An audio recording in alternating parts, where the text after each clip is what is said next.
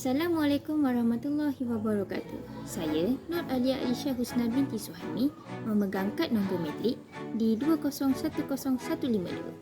Video tugasan saya ini khas ditujukan untuk pensyarah saya iaitu Puan Nur Syazwani binti Muhammad Zaman.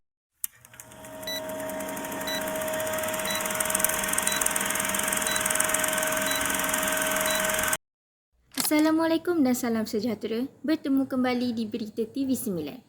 Saya Nur Alia Alisha Husna binti Suhaimi akan mengupaskan serba sedikit tentang isu yang sering menjadi bahan bualan orang ramai di kalangan ibu bapa.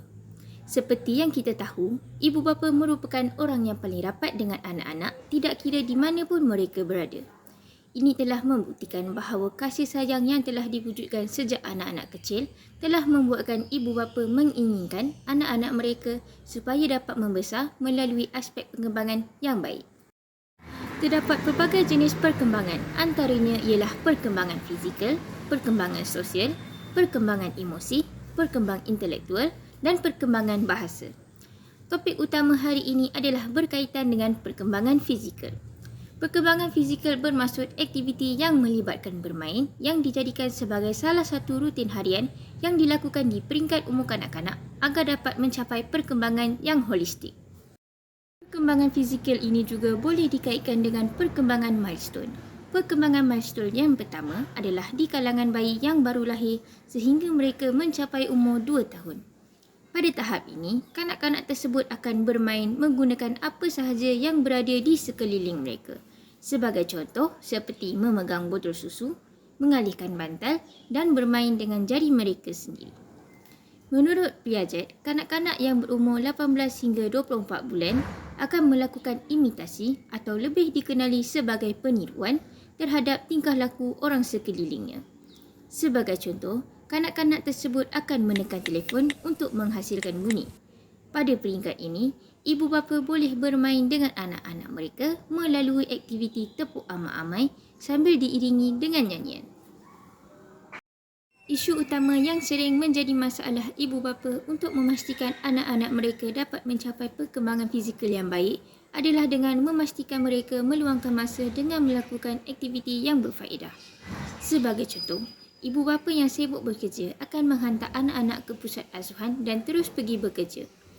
Di pusat asuhan juga biasanya hanya menjaga makan dan pemakaian bayi yang masih kecil. Pada pendapat mereka, jika bayi tersebut tidak makan atau menangis, itu menunjukkan bahawa bayi tersebut berada di dalam keadaan yang baik.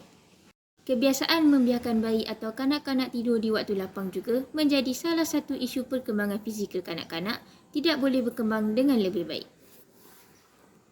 Antara tindakan yang boleh dilakukan oleh ibu bapa maupun penjaga yang menjaga peringkat bayi adalah dengan memberi mereka objek yang lembut supaya mereka dapat memegang dan menyentuh sesuatu objek.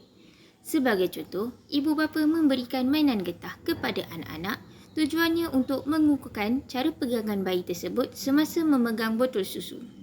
Bagi peringkat kanak-kanak pula, ibu bapa boleh mengajar kanak-kanak tersebut untuk bermain permainan yang dapat melibatkan perkembangan fizikal mereka. Sebagai contoh, permainan batu seremban yang melibatkan penggunaan mata agar mata dapat menjadi lebih fokus dan penggunaan tangan agar mereka dapat melatih diri mereka menjadi lebih tangkas. Melalui berita ini, saya mengharapkan agar golongan ibu bapa menjadi lebih aktif dalam melibatkan diri dengan memastikan anak-anak dapat meningkatkan tahap perkembangan fizikal agar mereka tidak menjadi lambat dalam aktiviti yang banyak melibatkan perkembangan fizikal di masa akan datang.